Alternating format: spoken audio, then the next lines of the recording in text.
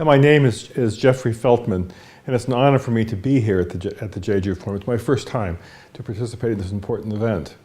I'm currently a visiting fellow at the Brookings Institution in Washington, D.C., but until April, I had been the Undersecretary General for Political Affairs at the United Nations, which is sort of the senior foreign policy advisor to the Secretary General on peace and security matters. In that capacity, I had the honor and the responsibility to visit Pyongyang in early December for the first high-level political discussions between officials from the DPRK and the United Nations in nearly 8 years. And so it's been a great privilege for me to be here at the Jeju Forum to compare notes on both my impressions from that trip as well as developments since then.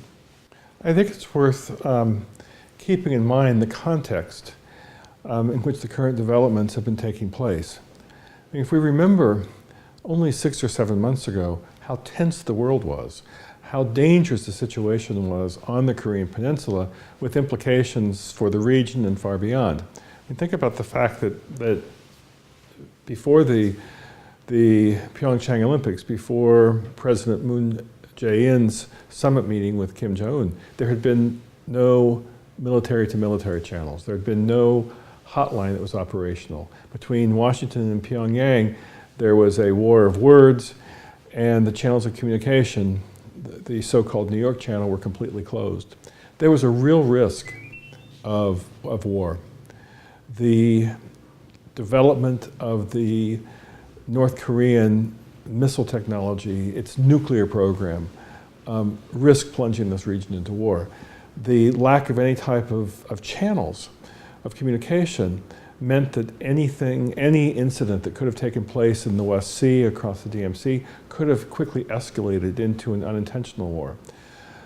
So as difficult as these issues are, as complicated as the question of denuclearization is, and it is, I think we need to keep in mind that now people are talking about using diplomacy to resolve the issues rather than moving toward a military solution. I think this is inherently something positive. This is not to underestimate the challenges.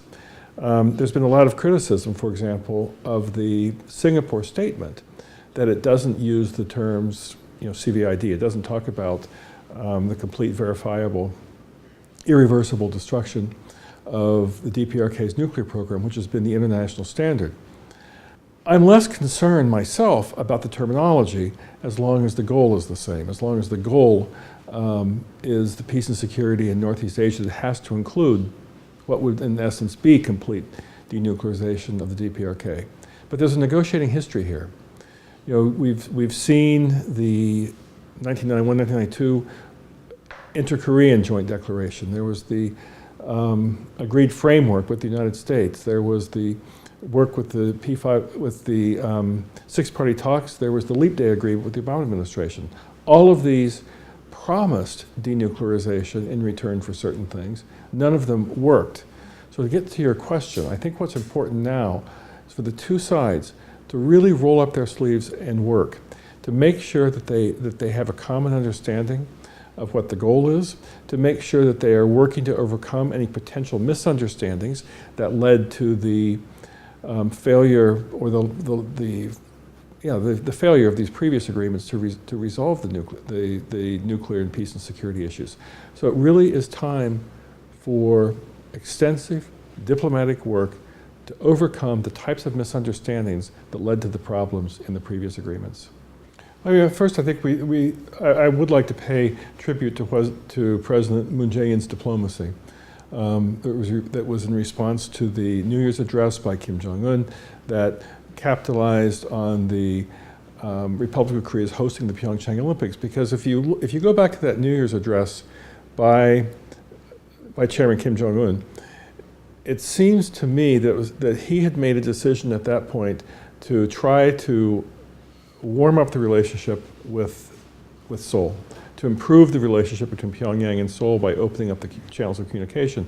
But it wasn't clear in that New Year's address that he was yet ready to try to change the tone of communication, trying to change the working methods of dealing with the United States. I think that came about thanks to the diplomacy of President Moon Jae-in and his discussions with Kim Jong-un. So we had a sequence of steps that took us to where we are now.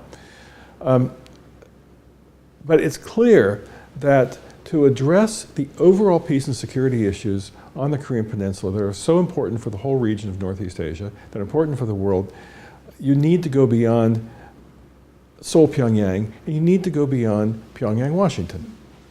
Obviously, the Seoul-Washington communications, connections, coordination continue, and those are important. But Japan has interests. Japan has interests because of the missile range of North Korea. China obviously has key strategic and national interests in peace and security on the Korean Peninsula, and they have a certain relationship with Pyongyang. Seoul and Washington have somewhat different interests. They overlap, but they're different. And it's not enough. You can't address the peace and security issues on the Korean Peninsula in Northeast Asia if you solely have an agreement between Pyongyang and Washington about the long-range missiles that are of risk to the United States. There's also a global concern with nuclear proliferation.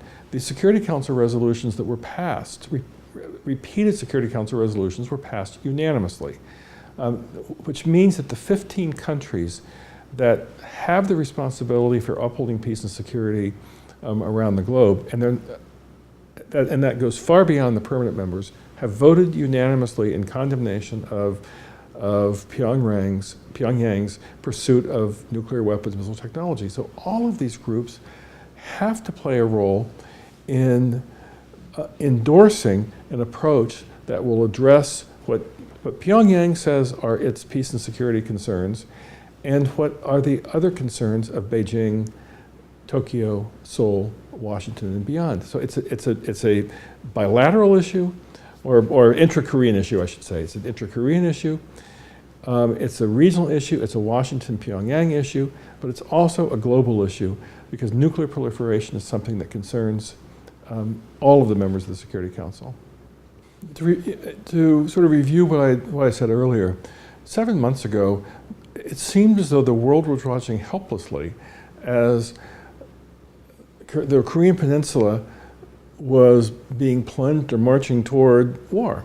That it looked as though there was going to be an inevitable war between Pyongyang and Washington that would affect the region in a devastating way. That appeared to be the way things were moving. So I think that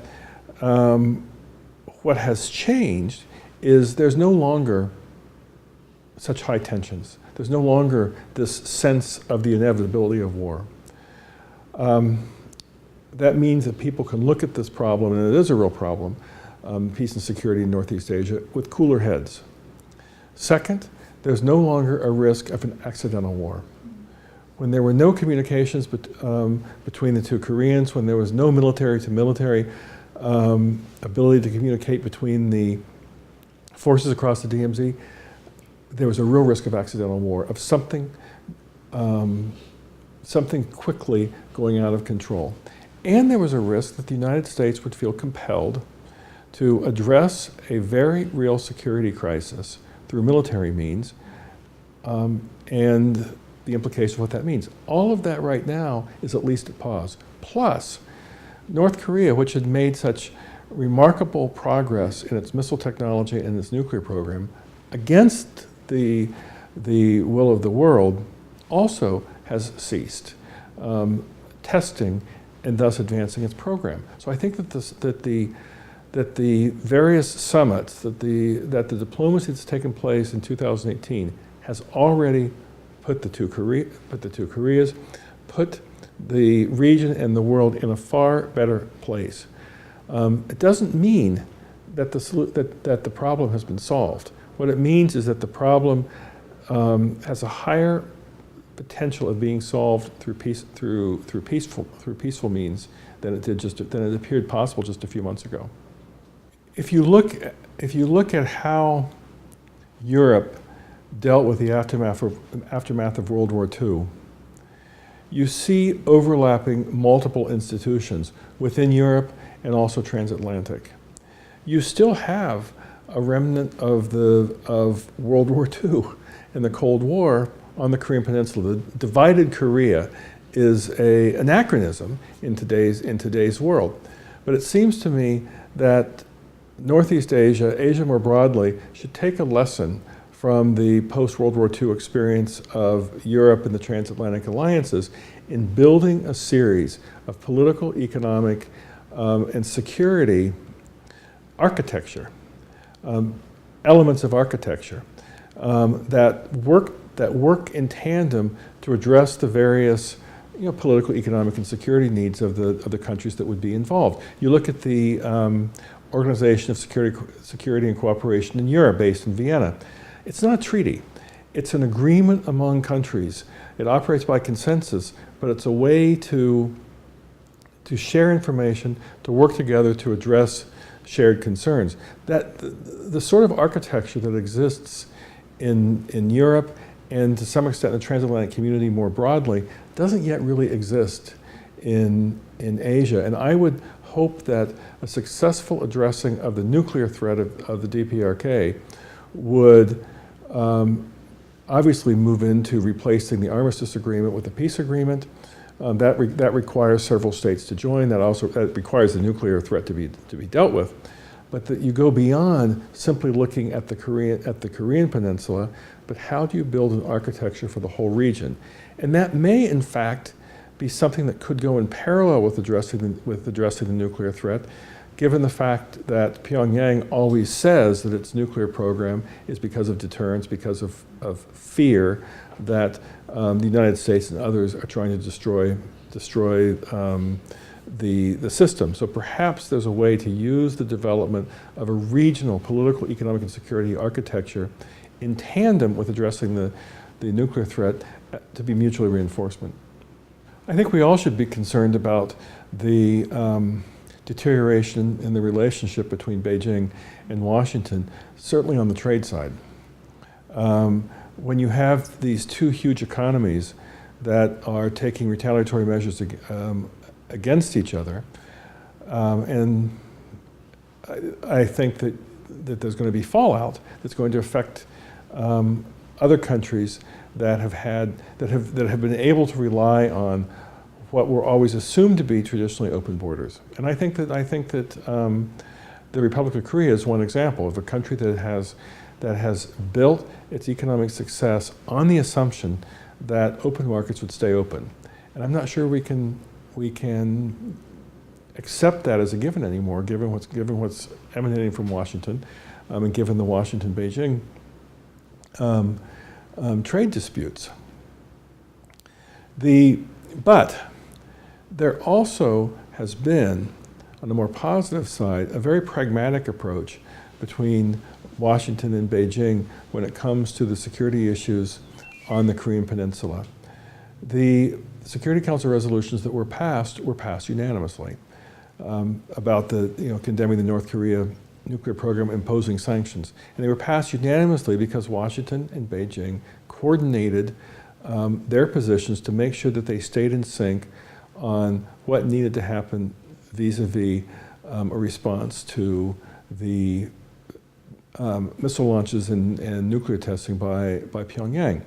And now you see U.S. Defense Secretary Mattis has been in Beijing in an attempt to also address some of the larger security issues pragmatically. So despite the fact that there's, without question, a very serious problem in terms of trade between Washington and Beijing, I see examples where both capitals are trying to separate that very real dispute from a much more pragmatic and cooperative approach when it comes to security on the Korean Peninsula and more broadly in Asia.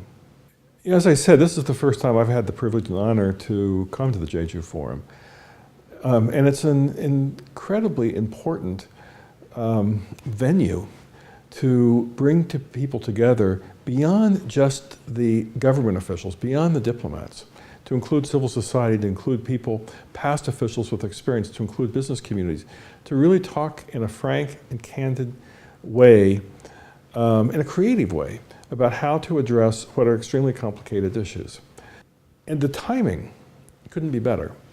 You know, that serendipity, that after the series of summits, most recently the Singapore summit, the Jeju Forum is the place where everyone can compare notes. How do we interpret what happened in Singapore and in Panmunjom? How do we look at the 3 summits between Chinese President Xi Jinping and Kim Jong-un? How do these fit together in a way to try to address what are very real concerns in a number of capitals? So I think I salute the organizers and sponsors of the Jeju Forum for giving us all the opportunity to come together in a fantastic environment to compare notes and to be able to offer some ideas on moving forward, since everyone knows that implementing the various communiques that have come out is going to be a real challenge.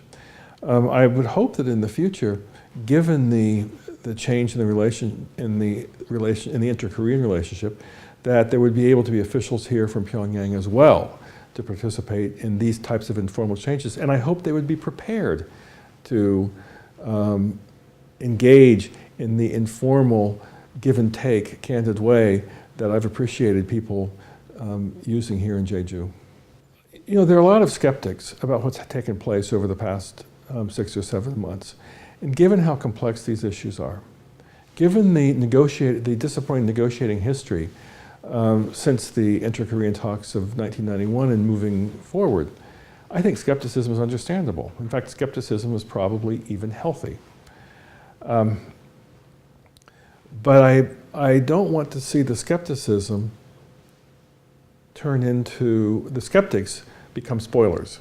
I think that all of us should provide as much support as we can, intellectual support, political support, behind the efforts that the various leaders are taking to address what has been decades worth of conflicts and risks to all the Korean people, to the region and to beyond.